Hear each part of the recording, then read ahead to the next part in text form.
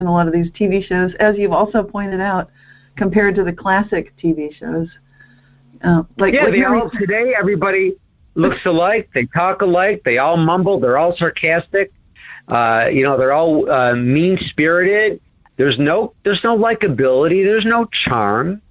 It's very, very few cases, Right. But I think Yeah, exactly. There are exceptions, as always. But the last great sitcom to me was Frasier, and the last family sitcom really to me was Reba, starring Reba McEntire. So yes, and then things are sliding down a slippery slope. But I can hope that thanks to what you're publicizing with your work, your nonprofit organization, people might recognize that there is strong interest in the public for these kind of good programs with characters that are different, that don't all sound the same, that don't all roll their eyes and make the easy sniping, sarcastic remarks. Because that's not very positive for us socially. And I think we really need that kind of positive message about how to be connected with one another.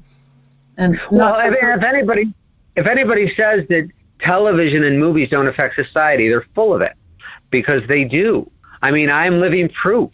I am Exhibit A that, I am a writer today because I loved classic television shows. I'm a producer today because I loved classic television shows. I think I'm a kind of a nice person because of the first of all, the beautiful parents that I had and the beautiful family that I had, but also because of the beautiful shows that I watched.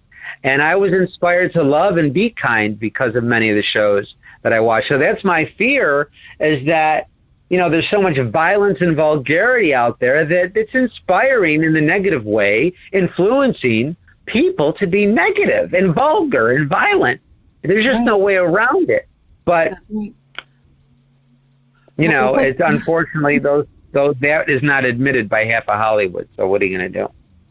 Well, I love what you're doing. You are doing something about it. You're making a stand, and we're doing our part by getting out the word through people that listen to this show, that talk to each other, because this is where it starts, with good ideas like yours and good organizations like what you're starting now. Thank you. And maybe now that I'm mentioning it, you could put out, if you've got a website for that classic TV, I don't know if it has a website, or how could people find out more? Right.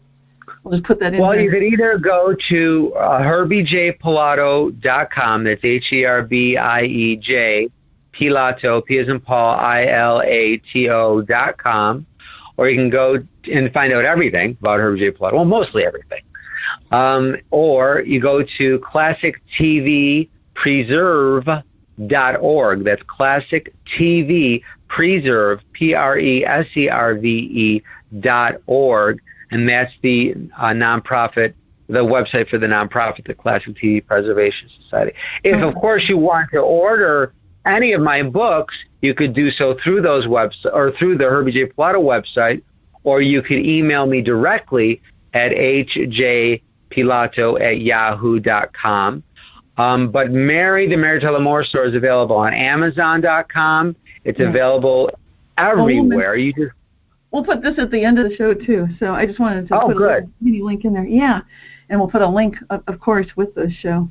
But I've got a question about something Mary once said. She said, "Oh, gosh, I'll probably get in trouble saying this, but I really do think more wives should investigate the possibilities of working, because I agree with Betty Friedan and her point of view in her book, The Feminine Mystique, that women are, or should be, human beings first, women second, wives and mothers third. It should fall in that order, and if there's enough thought and effort put into this attempt, it will not hurt the family. It will not hurt the work, that they can function very nicely together. I'm proving it." Now, of course, later she said something slightly different, but I'd like you to comment on that and the evolution of these ideas for Mary. Well, Mary was not a good mother to her son. And she admitted that. And again, I give her so much props for being so honest. And she admitted that in her book, after all, and in several interviews. And she was a career woman. Now, my mother was a home engineer. She stayed home and she raised kids, and all of her sisters did the same. That was her life. I don't think there's any one path to success for any man or woman, whether in personal or professional success. Right. We all have our own vision and we all have our own ideas. Now, there are many mothers who started working first as career women and then, did not go back to their careers. There are many who could do both. There are many, who said Elizabeth Montgomery as Samantha, was a dependent woman. And it's totally wrong. She was not a dependent woman. It was her choice to live as a housewife. She could have anything and anybody she wanted. She just wanted to have to be a housewife. I don't think there should be any rules. People should be able to do what they want to do. People should be able to be housewives if they want to be housewives. They should be able to be career women. And I don't think either sanction should put down the other. But the fact of the matter is, when it came to Mary, she was not a good mother. She was a career woman. I think that later on in life, she wished that she could have had another chance at motherhood, and she would have had a better balance. But in the 70s, she didn't know how to have that balance, and she admitted it. But I'm sure, and I know there are many millions of wonderful working women who are also wonderful mothers. But just because a mother does not want to work, that doesn't make her bad or less a woman. It just means that she wants to work or she wants to stay home. And one thing you pointed out in the epilogue of this book about Mary that you wrote is she said at one point, as you quote, "There was a time in my life when I thought you can do it all. You can have it all." She then later observed, "I now know that's not true." So maybe that was for her or just her observation in general. No, I think, well, certainly it was for her, and I think it is for everybody. You can't be Dick Van Dyke and be a superstar and at that point and be married and raise kids. Now, he happened to raise children, and he had a wonderful wife, but his first wife, didn't like Hollywood, didn't want to be in the industry, so they divorced. But they had a very good divorce, you can say that, where they, everything was cool. They raised their kids together. With Mary, it didn't work out so well, for her son. Her son died at 24 years old. From what I understand, he wasn't depressed, but she also wasn't the best mother. Now, again, he did not kill himself. It was an accidental shooting, but it wasn't still the happiest relationship that they had. And Mary had other challenges as well, personally, as you mentioned.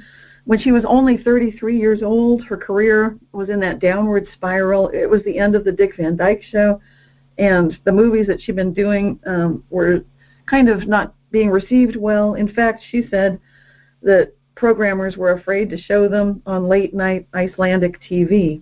And then, on top of all this, she got that type 1 juvenile diabetes diagnosis and started to need to take daily insulin injection. This was another very difficult time in Mary's life. Could you talk about how she handled that and what happened there? Yeah, right after, when she knew that, things weren't going to happen as far as the film world was concerned, at least not till 1980 when she did Ordinary People, which is a whole other thing. But one of the reasons why her career as a film star kind of did not happen is Grant Tinker knew television. He didn't know movies, and he admitted that too. So he really didn't know how to coordinate her and to manage her as a film star. So she returned to television and to do a TV special with Dick Van Dyke called Dick Van Dyke and the Other Woman. And that's where CBS said, well, we want to give her her own show. Right around the time she got the Mary Tyler Moore Show, she was diagnosed with diabetes. Before this time, she had become an alcoholic, as was Dick Van Dyke during the Dick Van Dyke Show. Both of them were functional alcoholics. Nobody knew they were alcoholics, and being alcoholics did not prevent them from being professionals or doing their job, but they were alcoholics. Well, whether the alcoholism contributed to the diabetes or not, by the time she was diagnosed with diabetes, she was still drinking. And that's the worst thing you can do when you have diabetes. Not to mention that, and I talk about this in the book from several opinions of several doctors, for and against, you're really not supposed to have any kind of surgery in general when you're a diabetic. And if you do, then if it's, needed surgery, okay, heart surgery, whatever. But you're not really supposed to have any kind of elective surgery. And she kept on having plastic surgery, which is not all the time a good thing for a diabetic. And even when it didn't work out, even when she wasn't happy with the plastic surgery, and she admitted that she wasn't, she kept on doing it. Why did she have the surgery? That's another thing. It was her lack of self-esteem. She was adorable. She was a natural beauty. She had those full cheeks, and she had those cheeks taken out because she wanted cheekbones just to be shown. And that happened when she did a show in 1986 or around there called Mary. She got her first plastic surgery with new teeth. And then she got the cheekbones done in 1990-ish for a show called Annie McGuire. And she was unrecognizable, and she just kept on having this surgery. It was just an obsession. Now, look, and I'm okay. I know. Would you say that maybe Hollywood or living in Los Angeles had some impact on Mary that way? Maybe, I don't know where. There was a couple of things, in my opinion. Through my research and in my opinion. Look, first of all, I think people should do whatever they want to do with their face. And also if they want to get breast implants, which apparently Mary did too at some point. You can do whatever you want to do. I don't care. Okay? But constantly in a Michael Jackson type way where you're fixing this every 2 years, that's not right. Now, when she was a kid, when she was a little girl, she was sexually abused. And I talk about this in the book as well. Those who are sexually abused, according to various studies, have issues with self-hatred and anger. And I don't think Mary ever got the help that she needed psychologically and therapy-wise in dealing with that sexual abuse until much later. So she had a lot of feeling unhappy about how she looked. Here she was, adored by millions, thought beautiful by millions, making millions of dollars, and was not happy with the way she looked. I mean, that's fascinating, It is. And you mentioned Ordinary People. That was such a pivotal movie for Mary Tyler Moore, for the nation, for so many people. It had a profound impact on, I think, everybody that viewed it at the time. What do you see was the big, most meaningful aspect of that film for Mary? It was a fascinating period in her life regarding her career and her life. Number one, the movie happened because Robert Redford, who she had always had a crush on, was a neighbor of hers in Malibu, and he would see her on the beach, and he wondered if she had a dark side, and he wanted to test that out, and he found out that she could bring a dark side into the role of Beth Jarrett in Ordinary People, who was not a very nice person. And then when she lost her son, she became a really, really not nice person. And then when that actually happened to Mary in real life, losing her son, shortly after that movie was released in 1980, that was a tragic irony. So many have said over the years that Mary was closer to the character of Beth Jarrett than she was to Mary Richards, and that Mary was a relatively dark person in real life.